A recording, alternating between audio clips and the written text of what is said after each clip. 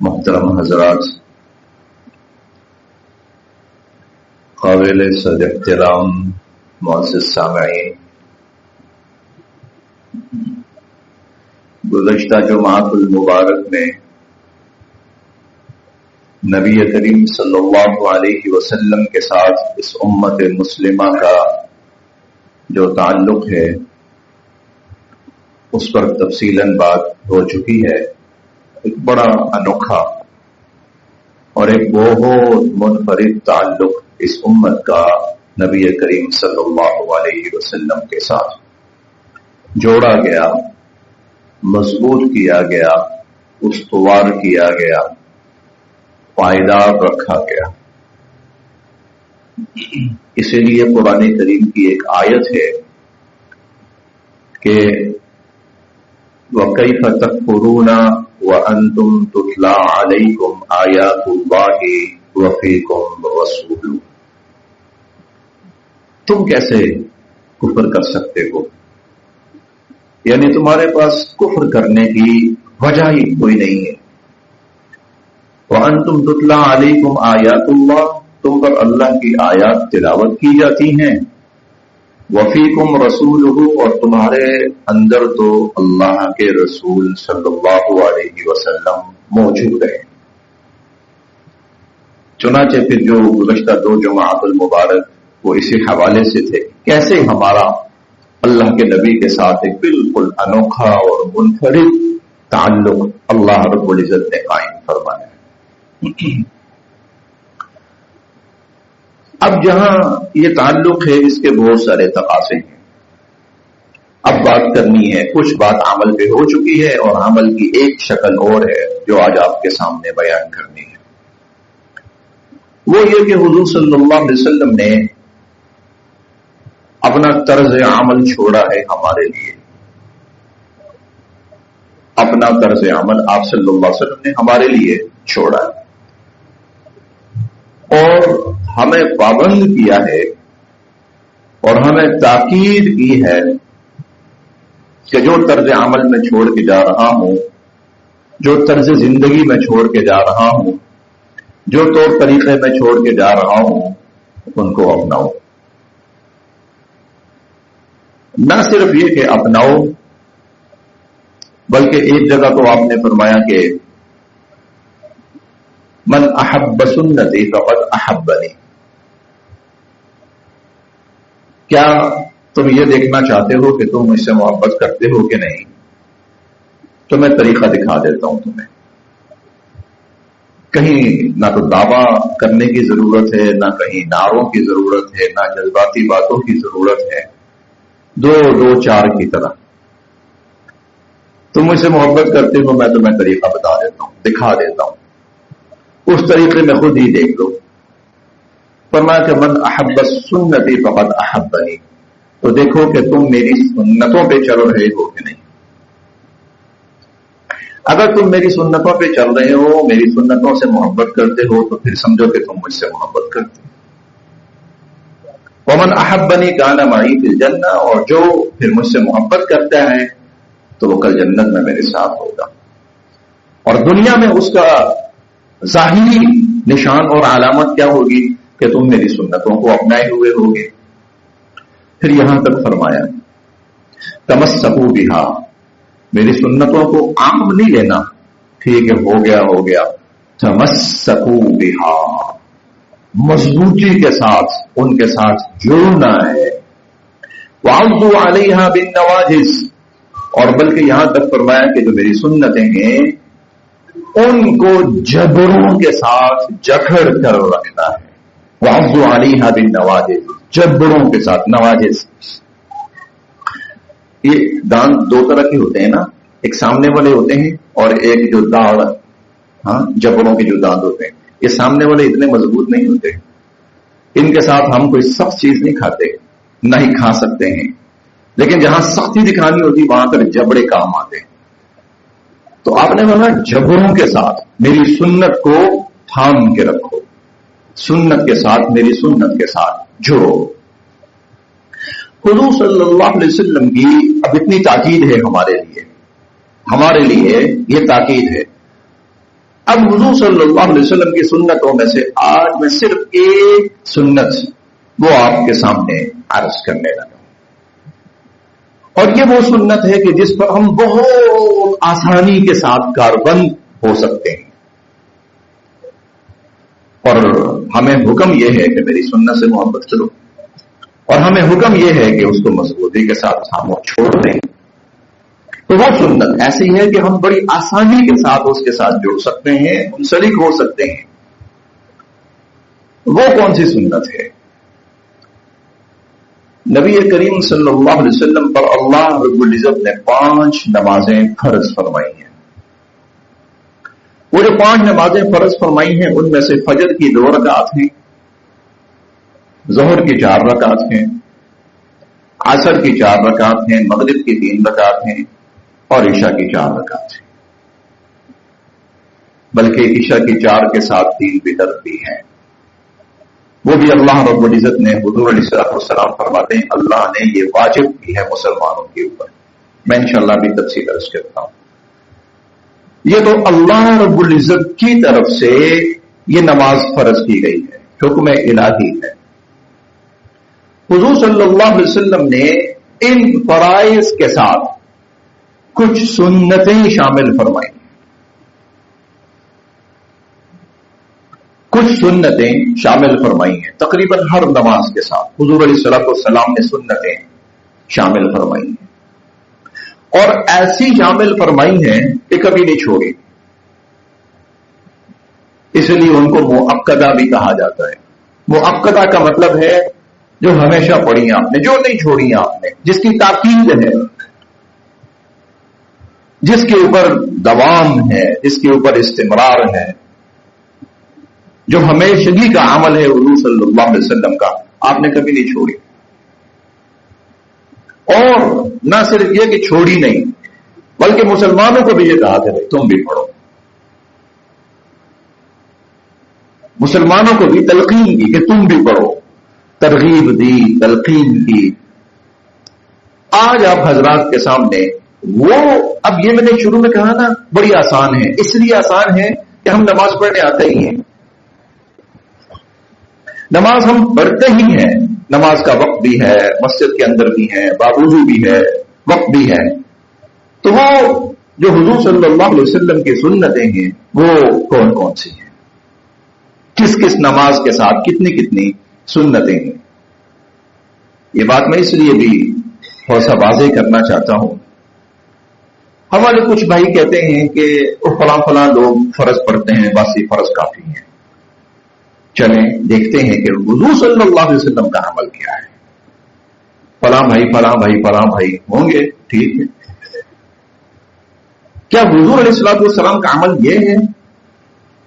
دوسری بات یہ ہے، ایسا عجیب فتنوں کا دور ہے، کوئی بھی شخص کہیں سے ایک حدیث اٹھا کرنا اس پر پورا دین کھڑا کرنے کی کوشش کرتا ہے۔ عام طور پر کئی دفعہ لوگ اس سے بھی کنفیوز ہو جاتے ہیں۔ تو اسی لیے میں انشاءاللہ ابھی کوشش کروں گا کہ حضور صلی اللہ علیہ وسلم جب نماز ادا فرمایا کرتے تھے تو ہر نماز کے ساتھ حضور صلی اللہ علیہ وسلم جو اللہ کی طرف سے فرض نماز ہے اس کے ساتھ تاکیداً مزید کون سی نماز پڑھتے تھے، کتنی کتنی رکعات ہر نماز کے اندر۔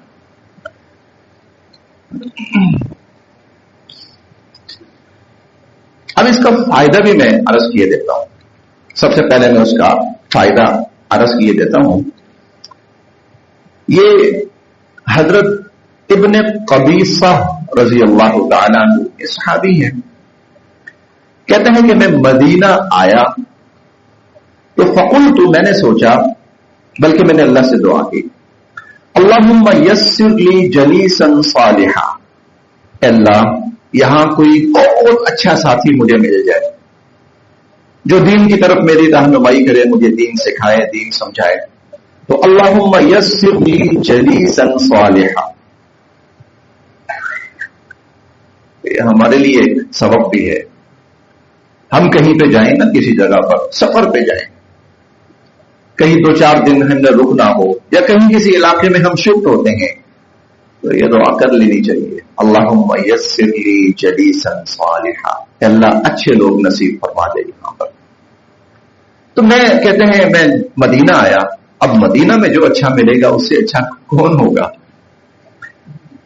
تو فجلست الی ابی ہریرہ، کہتا میں حضرت ابو ہریرہ رضی اللہ عنہ کے پاس آ کر بیٹھا، فقلت انی سألت اللہ ان یکتب لی جلیسا صالحا، تو ابو ہریرہ رضی اللہ عنہ سے کہنے لگے کہ میں نے تو یہ دعا مانگی تھی اور مجھے لگتا ہے کہ وہ دعا اللہ نے آپ کی صورت میں قبول فرما لی، فحدثنی بحدیث سمعته من رسول اللہ صلی اللہ علیہ وسلم، تو مجھے آپ کوئی ایسی حدیث سنائیں جو آپ نے حضور صلی اللہ علیہ وسلم سے خود سنی ہے،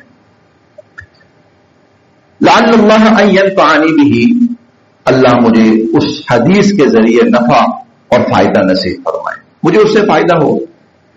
فقال، تو حضرت ابو ہریرہ رضی اللہ عنہ فرمانے لگے، سمعت رسول اللہ صلی اللہ علیہ وسلم یقول، کہ میں نے حضور علیہ السلام سے یہ سنا ہے کہ ان اول ما يحاسب به العبد يوم القیامة من عمله صلاته، قیامت کے دن بندے سے سب سے پہلے اس کے اعمال میں، عبادات میں جس چیز کا سوال ہوگا وہ اس کی نماز ہوگی۔ فإن صلحت فقد افلح وانجح، اگر نماز ٹھیک نکل آئی، نماز کا حساب ٹھیک ہو گیا، اور اللہ کرے ہم سب کی نماز کا حساب ٹھیک نکل آئے، کیونکہ شروع یہاں سے ہونا ہے۔ اور اگلا جملہ جو ہے وہ اس کو واضح کرتا ہے کہ نماز کی اہمیت ایک مسلمان کی زندگی میں کیا ہونی چاہیے۔ نماز پر یوں سمجھ لیجیے اس کے سارے اعمال کا دار و مدار ہے۔ فإن صلحت فقد افلح وانجح، اگر نماز ٹھیک نکل آئی تو یہ شخص تو کامیاب ہو گیا، تو مراد پا گیا۔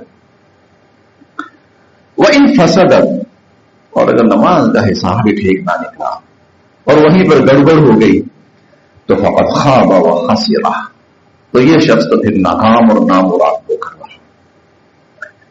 فإن انتقص من خبيثته شيء، اچھا اب یہ جو جملہ ہے، اگلے دو تین جملے ہیں، یہ خصوصاً آپ نے سننے ہیں، اس سے آپ کو اندازہ ہوگا کہ حضور صلی اللہ علیہ وسلم نے جو سنتوں کا سلسلہ شروع فرمایا ہے، یا سنتوں کے ساتھ پھر آگے نوافل بھی ہیں، یہ کیوں فرمایا ہے؟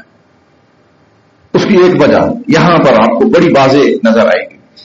تو فإن انتقص من فریضته شیئا، فرائض کے اندر کچھ کمی ہوئی، فرائض کے اندر کچھ کمی ہوئی، قال الرب تبارک و تعالی، تو اللہ تعالی فرمائیں گے کہ انظروا هل لعبدی من تطوع، ذرا دیکھو میرے اس بندے کے ان فرائض کے ساتھ کچھ اضافی نماز ہے، تطوع اضافی، فرائض اصل اور تطوعا طبعا اضافی نماز۔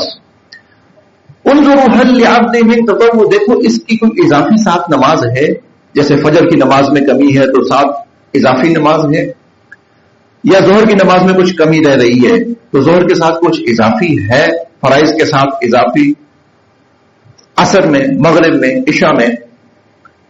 فَيُكَمَّلُ بِهِ مَنْ تَقَصَ مِنَ الْفَرِيضَةِ، تو پھر وہ جو فرائض کی کمی ہوگی نا وہ اس اضافی نماز سے پوری کی جائے گی، وہ فرائض کی جو کمی رہی ہوگی وہ اس اضافی نماز سے پوری کی جائے گی۔ ثُمَّ يَكُونُ سَائِرُ أَعْمَالِهِ عَلَى هَذَا عَلَى ذَلِكَ، پھر اس کے سارے جتنی بھی نمازیں ہیں اس کا حساب ایسے، یا اس کے جتنے بھی اعمال ہیں ان کا حساب پھر ایسے ہوگا۔ اسی لیے پھر حضور صلی اللہ علیہ وسلم نے اضافی طور پر سنتوں کا اہتمام شروع فرمایا، تاکہ فرائض میں جب سب سے پہلے حساب شروع ہو اور فرائض میں کوئی کمی ہو تو ساتھ سنتیں ہوں جو اس کمی کو پورا کریں۔ اچھا یہ تو ہوئی ایک۔ پھر حضور صلی اللہ علیہ وسلم نے یہ جو اضافی ہیں کتنی ہیں، اضافی کون سی نمازیں ہیں کتنی ہیں، ان کو حضور صلی اللہ علیہ وسلم نے واضح فرمایا۔ چنانچہ حضرت ام حبیبہ رضی اللہ تعالی عنہا جو حضور علیہ السلام کی زوجہ محترمہ ہیں، وہ فرماتی ہیں سمعت رسول اللہ صلی اللہ علیہ وسلم یقول، میں نے حضور علیہ السلام کو فرماتے ہوئے سنا ہے کہ ما من عبد مسلم یصلی للہ کل یوم 12 رکعۃ تطوعا، جو بھی مسلمان روزانہ 12 रकात फराइज से अलावा इजाफी पड़ेगा, फराइज के अलावा 12 रकात इजाफी पड़ेगा, गैर फरीज़ा, फराइज के अलावा, इल्ला बनल्लाहु लहू बैतन फिल जन्ना, अल्लाह जन्नत में उसके लिए एक महल तामीर फरमाएंगे। 12 रकात। अच्छा, इन 12 रकात की तफसील भी फिर खुद हुजूर अलैहिस्सलाम से मनकूल है, और वो क्या? हज़रत उम्मे हबीबा रज़ी अल्लाहु अन्हा ये रिवायत फरमाती हैं, वही रिवायत फरमाती हैं कि वो 12 कौन सी हैं? अर्बाअन क़ब्ल ज़ुहर, 4 रकात जोर से पहले, 4 रकात जोर से पहले, जिसको हम कहते हैं ना 4 सुन्नतें, 4 सुन्नतें जोहर से पहले, वरकातैन बादहा, और 2 रकात फिर फर्जों के बाद, 4 सुन्नतें फर्जों से पहले और 2 सुन्नतें फर्जों के बाद, वरकातैन बादल मगरिब, और 2 रकात मगरिब के बाद, वरकातैन बादल इशा, और 2 रकात इशा के फराइज के बाद, वरकातैन क़ब्ल अल फज्री सलात अल गदा, और 2 रकात सुबह फजर की नमाज से पहले। ये टोटल 12 ही। फजर की 2 सुन्नतें होती हैं, 2 तो फराइज हैं। जोहर की 4 सुन्नतें फराइज से पहले और 2 सुन्नतें फराइज के बाद, 2 सुन्नतें फराइज के बाद। अच्छा, फराइज के बाद जो 2 सुन्नतें हैं उनके बाद 2 नवाफिल भी हैं, तो उसका जिक्र भी आता है, वो भी मैं करता हूं इंशाअल्लाह। अभी तो सिर्फ मैंने मुख्तसर कहा है ना, अब इसकी सारी तफसील अर्ज करता हूं। और इसी तरह 2 रकतें जो सुन्नतें मुअक्कदा हैं मगरिब के बाद, 2 रकात सुन्नतें मुअक्कदा इशा के बाद, और 2 रकात सुन्नतें मुअक्कदा फजर से पहले। इससे मालूम यह हुआ कि ये जो सुन्नतें हैं इनका ताल्लुक हुजूर सल्लल्लाहु अलैहि वसल्लम की ज़ात अक़दस से, आपने इनकी ताकीद फरमाई, और आपने इनके बारे में यह भी फरमाया कि कल क़यामत के दिन जब हिसाब होगा ना, तो अगर फराइज में कमी रही तो अल्लाह रब्बुल इज्जत इन सुन्नतों की बरकत से उस फराइज की कमी को पूरा फरमाएंगे और इंसान अपने हिसाब से सुबकदोश हो जाएगा, सुरखरू हो जाएगा। चलें, अब मैं सबकी तफसील बयान करता हूं, फजर की, ज़ोहर की, असर की, मगरिब की, इशा की।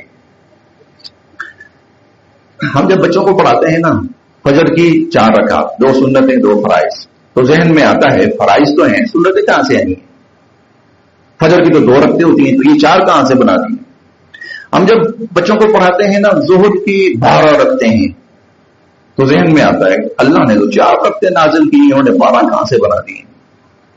असर की 8 रकतें, अल्लाह ने तो 4 उतारी हैं, इन्होंने 8 कहां से बना दी? वो भी बनाई नहीं है, वो भी अल्लाह ने उतारी। तो हुजूर सल्लल्लाहु अलैहि वसल्लम ने पढ़ी, हमेशा पढ़ी, उम्मत को तलकीन की, तुम भी पढ़ो, पढ़ोगे अल्लाह जन्नत में उसका बदला अता फरमाएंगे, हिसाब किताब के वक्त अल्लाह पाक इसके जरिए आसानी फरमाएंगे। आइए फजर की सुन्नतों की तरफ। हज़रत आयशा रज़ी अल्लाहु अन्हा फरमाती हैं कि क़ाला, हुज़ूर अलैहिस्सलाम ने फरमाया, रकअता अल फज्र, फजर की जो 2 रकतें हैं, फजर की 2 रकतें, इससे मुराद 2 सुन्नतें हैं, खैरुम मिनद दुनिया व मा फीहा, ये मुझे दुनिया व मा फीहा से ज्यादा बेहतर है, ये दुनिया व मा फीहा से ज्यादा बेहतर है। फजर की 2 रकतें यानी फराइज से पहले 2 सुन्नतें, ये दुनिया व मा फीहा से क्या मतलब? एक शख्स है, उसके पास दुनिया के सारे वसाइल हैं। सारे वसाइल का मतलब समझ रहे हैं आप? दुनिया उसके हाथ में, पूरी दुनिया के वसाइल उसके पास हैं। दुनिया और जो कुछ दुनिया में वसाइल हैं, कोई भी नहीं है दुनिया में ऐसा, कोई भी नहीं है। लेकिन अगर फर्ज कर लिया जाए, दूसरी तरफ एक शख्स वो है जो फजर की 2 सुन्नतें पढ़ता है, हुजूर अलैहिस्सलातु वस्सलाम फरमाते हैं ये इसने ज्यादा कीमती अमल किया है, ये ज्यादा कीमती है, इसके पास ज्यादा बड़ी खैर है उसकी निस्बत। आप पूरी दुनिया समझते हैं आप, तो आज तक किसी को नहीं दी अल्लाह ने।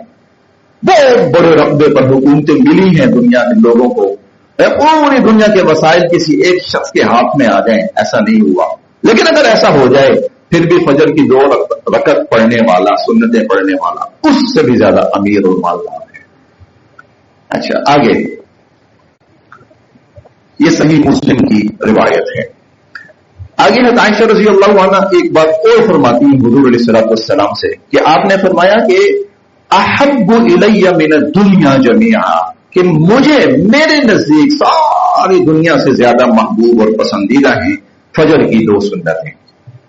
آگے حضرت عائشہ ہی فرماتی ہیں ان النبی صلی اللہ علیہ وسلم لم يكن على شيء من النوافل اشد معاهدة منه على ركعتين قبل الصبح، کہ میں نے کبھی نہیں دیکھا کہ حضور صلی اللہ علیہ وسلم نے کسی نماز کا اتنا اہتمام کیا ہو فرائض کے علاوہ، کسی اضافی نماز کا اتنا اہتمام کیا ہو جتنا آپ فجر کی 2 رکعات کا اہتمام فرماتے تھے.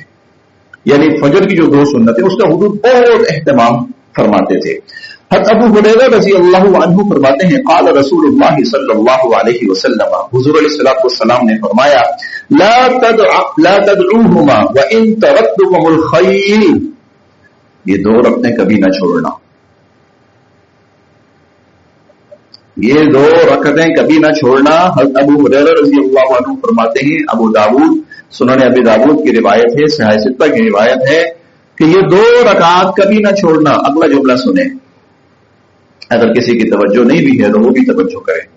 آپ نے فرمایا کہ یہ 2 رکعات کبھی نہ چھوڑنا چاہے گھوڑے تمہیں کچل ڈالے. وَإِن تَرَكْتُمُ الْخَيْلَ، اگرچہ گھوڑے تمہیں کچل ڈالے.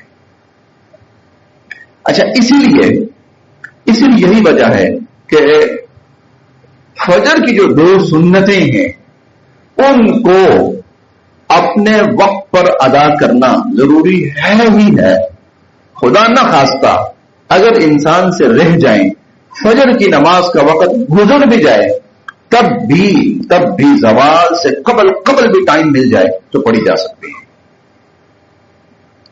تب بھی پڑھی جا سکتی. اور اسی لیے اہل علم حضرات فجر کی، صرف فجر کی، باقی نہیں، صرف فجر کی ان 2 سنتوں کے بارے میں کہتے ہیں کہ اگر کوئی شخص نماز کے لیے آیا ہے، جماعت کھڑی ہو چکی ہے اور اس نے سنتیں نہیں پڑھی ہیں، لیکن اس کو اتنا یقین ہے کہ یہ 2 سنتیں پڑھ کر بھی میں جماعت کے ساتھ شامل ہو جاؤں گا، مجھے جماعت مل جائے گی، سنتیں بھی پڑھ لوں گا، جماعت بھی مل جائے گی، تو اس کو چاہیے کہ وہ ان 2 سنتوں کو پڑھ لے اور پڑھ کر جماعت میں شامل ہو جائے. ہاں، اگر یہ ہو کہ نہیں بھائی سنتے پڑھنے لگا تو جماعت نکل جائے گی، پھر سنتیں چھوڑ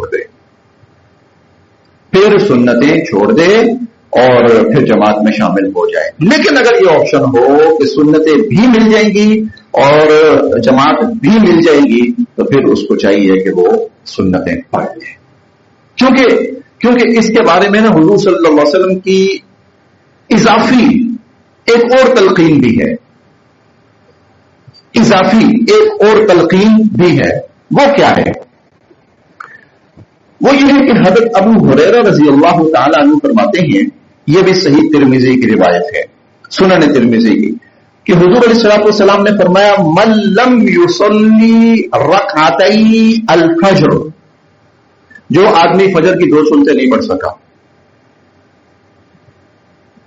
جو آدمی فجر کی 2 سنتیں فرائض میں شامل ہو گیا، فرائض پڑھ لی اس نے، نہیں پڑھ سکا، تو فَلْيُصَلِّهِمَا بَعْدَمَا تَطْلَعُ الشَّمْسُ، تو پھر وہ سورج طلوع ہونے کے بعد پڑھے.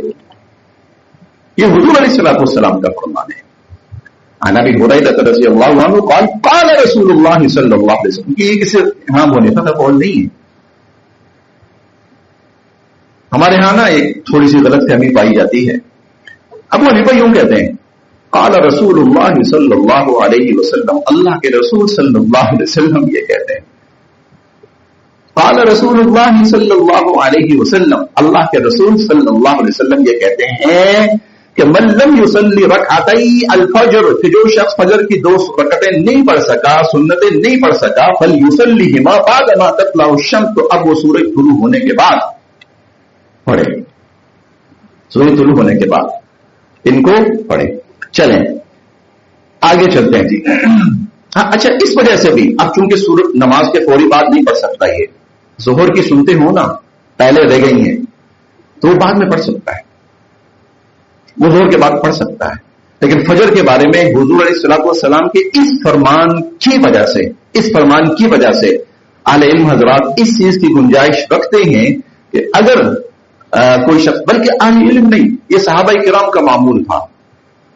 میں انشاءاللہ وہ بھی تفصیل عرض کروں گا کہ فجر کی نماز شروع ہوتی تھی، صحابہ کرام آتے تھے اور ان کو لگتا تھا کہ سنتیں پڑھ کر ہم جماعت میں شامل ہو جائیں گے. اور مجھے یاد ہے آج سے 1.5 سال پہلے میں نے 10-12 صحابہ کرام کی روایات آپ کے سامنے نقل کی ہوئی ہیں، شاید یہاں کہیں موجود بھی ہوں. بہرحال تو اس لیے فجر کی جو 2 سنتیں، یہ فجر کی سنتیں ہیں. آگے جی ظہر کی نماز. حضرت عائشہ رضی اللہ عنہ فرماتی ہیں ان النبی صلی اللہ علیہ وسلم کان لا یضع اربا قبل الظہر والرکعتین قبل الغداء، کہ حضور صلی اللہ علیہ وسلم ظہر سے پہلے، ظہر کے فرائض سے پہلے 4 سنتیں کبھی نہیں چھوڑتے تھے. نہیں چھوڑنا ان کو کہا جاتا ہے مؤکدہ، تاکیدی سنت مؤکدہ اس لیے کہتے ہیں. نہیں چھوڑنا، آپ نے خود چھوڑی اور نہ ہی امت کو کہا کہ تم چھوڑو، تو کبھی نہیں چھوڑتے تھے حضور صلی اللہ علیہ وسلم. 4 رکعتیں ظہر سے پہلے اور 2 رکعتیں فجر سے پہلے. اچھا عبداللہ، یہ جو روایت ہے نا یہ صحیح بخاری کی ہے. حضرت عبداللہ بن شقیق کہتے ہیں سألت عائشہ عن صلاة رسول اللہ صلی اللہ علیہ وسلم عن تطوعہ، کہ میں نے حضرت عائشہ سے پوچھا کہ حضور صلی اللہ علیہ وسلم فرائض کے علاوہ اضافی اور کیا پڑھتے تھے، فرائض کے علاوہ اضافی اور کیا پڑھتے تھے. تو قالت، آپ فرمانے لگی کان یصلی فی بیتی قبل الظہر 4، کہ حضور صلی اللہ علیہ وسلم ظہر سے پہلے 4 رکعات پڑھتے تھے. ثم یخرج، پھر آپ تشریف لے جاتے تھے، فیصلی بالناس، لوگوں کو نماز پڑھاتے تھے. ثم یدخل فیصلی رکعتین، پھر نماز پڑھا کر جب واپس آتے تھے، 4 فرائض پڑھا کر واپس آتے تھے، پھر آپ 2 رکعتیں پڑھتے تھے. یہ فرائض کے بعد کی 2 رکعات، فرائض سے پہلے کی ظہر کی نماز چل رہی ہے، فرائض سے پہلے کی 4 رکعات اور فرائض کے بعد کی 2 رکعات. اچھا، عن ابراہیم قال ما كانوا يسلمون في الاربع قبل الظہر. حضرت ابراہیم نخعی ایک بزرگ ہیں، محدث ہیں، وہ فرماتے ہیں کہ صحابہ کرام ظہر کی نماز سے پہلے 4 سنتوں کو ایک سلام کے ساتھ پڑھا کرتے تھے، ایک سلام کے ساتھ 4 رکعتیں اکٹھی.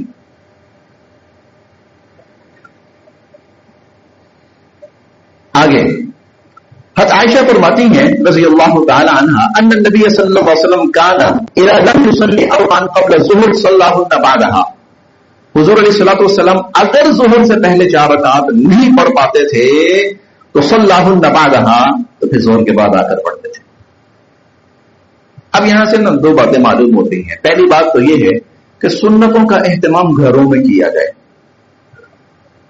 یہ عائشہ رضی اللہ عنہا جو کہ گھر کے اندر ہیں، گھر کے اندر ہے کہ آپ نماز سے پہلے گھر میں نماز پڑھتے تھے اور پھر فرائض پڑھا کر گھر میں آ کر سنتیں آپ پڑھتے تھے. ایک بات تو یہ پتہ چلی کہ حضور صلی اللہ علیہ وسلم کا طریقہ عمومی یہ تھا. کبھی کبھار مسجد میں بھی پڑھ لیتے تھے لوگوں کی ترغیب کے لیے، لیکن عمومی یہ ہے کہ گھر میں پڑھی جائے اور بعد کی سنتیں بھی گھر میں پڑھی جائے. پہلی بات. دوسری بات یہاں پر یہ بھی معلوم ہوئی اگر ظہر کی 4 رکعات پہلے نہیں پڑھ سکا تو ظہر کے فرائض کے بعد پڑھنی ہے، ظہر کے فرائض کے بعد پڑھنی. یہ ساری چیزیں حضور صلی اللہ علیہ وسلم سے منقول ہیں. یہ ساری چیزیں حضور علیہ الصلوۃ والسلام آپ پڑھتے تھے، نہیں چھوڑتے تھے. پہلے رہ گئی تو فرائض کے بعد پڑھا کرتے تھے.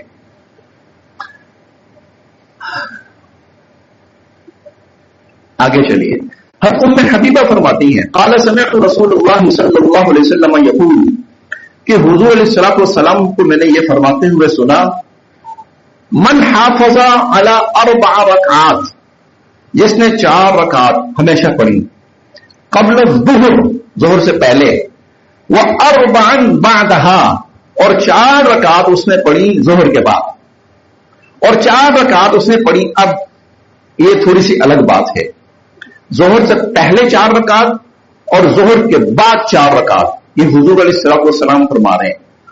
ام حبیبہ فرماتی میں نے سنا حضور علیہ الصلوۃ والسلام کو، آپ نے فرمایا جس نے 4 رکعت ظہر سے پہلے پڑھی اور 4 رکعت ظہر کے بعد پڑھی اور اس پر ہمیشگی اختیار کی، حرمہ اللہ علی النار، اللہ اس کو جہنم کی آگ پہ حرام فرما دے.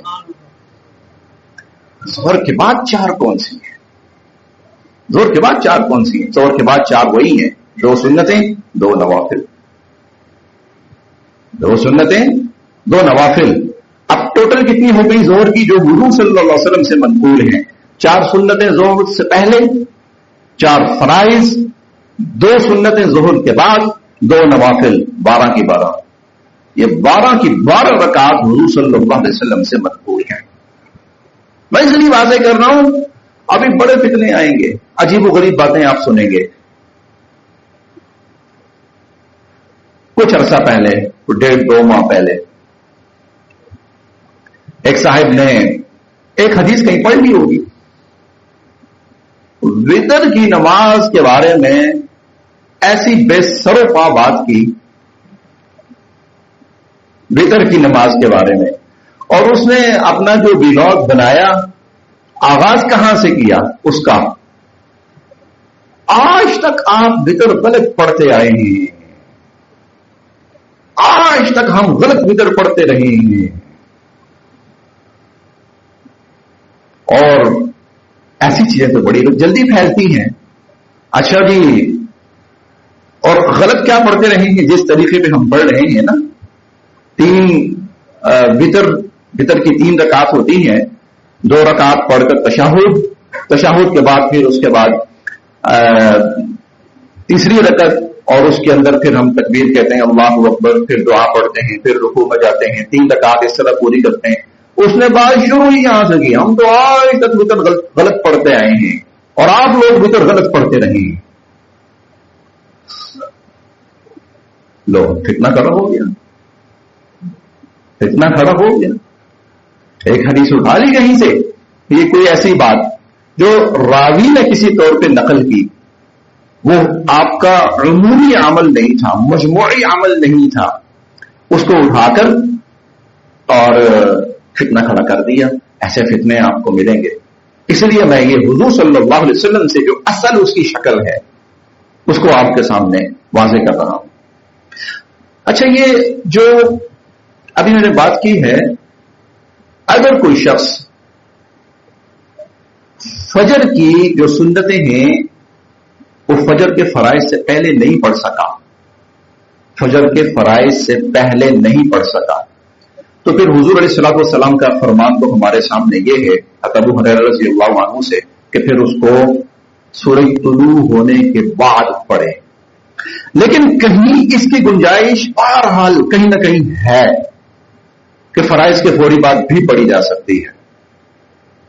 اس کی گنجائش کہیں نہ کہیں بہرحال ہے کہ فرائض کے فوری بعد سورج طلوع ہونے سے پہلے کہیں نہ کہیں گنجائش ہے، پڑھی جا سکتی ہے.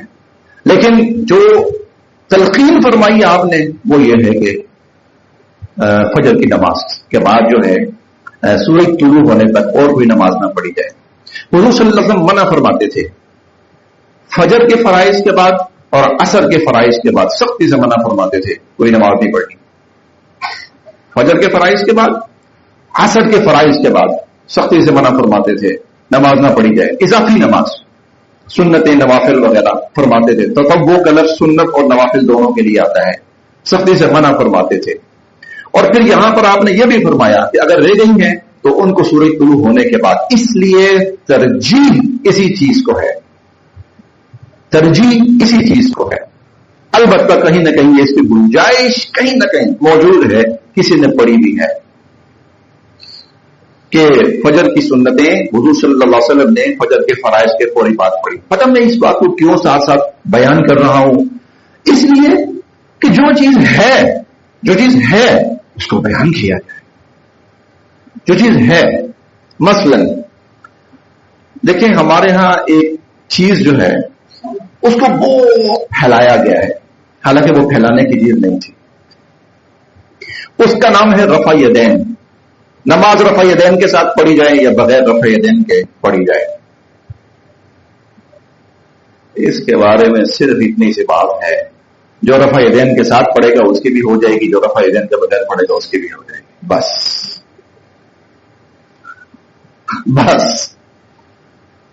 ہاں، زیادہ بہتر شکل کیا ہے؟ زیادہ بہتر شکل کیا ہے؟ کیا رفع یدین کے ساتھ پڑھنا زیادہ بہتر ہے یا رفع یدین کے بغیر زیادہ بہتر ہے؟ بس اتنا پر. کچھ لوگ کہتے ہیں کہ رفع یدین کے ساتھ زیادہ بہتر ہے، اور کچھ کہتے ہیں کہ رفع یدین کے بغیر زیادہ بہتر ہے. اور پوری بات کا خلاصہ اس طرح سے ہے کہ حضور صلی اللہ علیہ وسلم نے شروع میں جب نماز شروع ہوئی تو آپ نماز میں 7 جگہ رفع یدین کرتے تھے. امام بخاری رحمۃ اللہ علیہ کی کتاب ہے، امام بخاری کی الادب المفرد، اس میں امام بخاری نے حضور صلی اللہ علیہ وسلم کی وہ حدیث روایت اور عمل نقل فرمایا ہے کہ جس میں آپ 7 جگہ نماز رفع یدین کرتے تھے. اس کے بعد اس رفع یدین میں کمی ہوئی اور یہ 4 جگہ رہ گیا. اس کے بعد اس میں کمی ہوئی اور 1 جگہ رہ گیا. 1 جگہ رہ گیا. اب چونکہ یہ حضور صلی اللہ علیہ وسلم نے سارے اعمال کیے ہیں، لہذا جو کر رہا ہے رفع یدین نماز کے اندر تو اس کی نماز ہو جاتی ہے، بالکل ہوتی ہے، حضور کی نماز ہے. اور جو نہیں کر رہا اس کی بھی ہو جاتی ہے. کیوں؟ حضور کی نماز. بس. غلط کیا ہے اس کے اندر؟ غلط کیا ہے اس کے اندر؟ غلط یہ ہے، اس بات کی اہمیت یہاں تک تھی تو اس کو یہیں تک رکھنا چاہیے تھا، اس کو اسلام اور کفر کا مسئلہ نہیں بنانا چاہیے تھا. یہ میرے سامنے ساتھی بیٹھے ہوئے ہیں، 10-12 دن پہلے کی بات ہے. عصر کی نماز کے بعد میرے پاس ہے، کہنے لگے جی وہ میں نے فلاں صاحب کو سنا ہے، وہ کہتے ہیں کہ نماز کے اندر اگر فلاں فلاں فلاں فلاں جگہ اتنی جگہ رفع یدین نہ کریں تو نماز ہوتی ہی نہیں ہے. اور انہوں نے کوئی نماز رفع یدین کے بغیر نہیں پڑھی، کوئی نماز رفع یدین کے بغیر نہیں پڑھی. میں نے کہا بھائی بات سنیں، مجھے نہیں پتا کس نے کہا، کیوں کہا، کیا کہا. احادیث نکالی ان کو دکھائی. کہتا یہ تو بہت زیادہ احادیث ہیں کہ رفع یدین کے بغیر نماز پڑھی. میں نے کہا کہتا پھر وہ غلط کہہ رہا ہے. میں نے کہا ایک بات یہاں تک ہے نا، اس کو یہیں تک رکھو. یہ جھگڑے والی بات ہے ہی نہیں ہے، یہ جھگڑے والی بات ہے. رفع یدین کرنے والا نماز ہو جاتی ہے، رفع یدین نہ کرنے والا نماز ہو جاتی ہے. زیادہ بہتر کس کی ہے؟ کچھ حضرات کہتے ہیں جو رفع یدین کرتا ہے اس کی زیادہ بہتر ہے، تھوڑی سی زیادہ بہتر ہے. اور کچھ کہتے ہیں جو رفع یدین نہیں کرتا سوائے آواز کے، اس کی زیادہ بہتر ہے. جو چیز یہاں تک ہے نا اس کو وہیں تک رکھا جائے.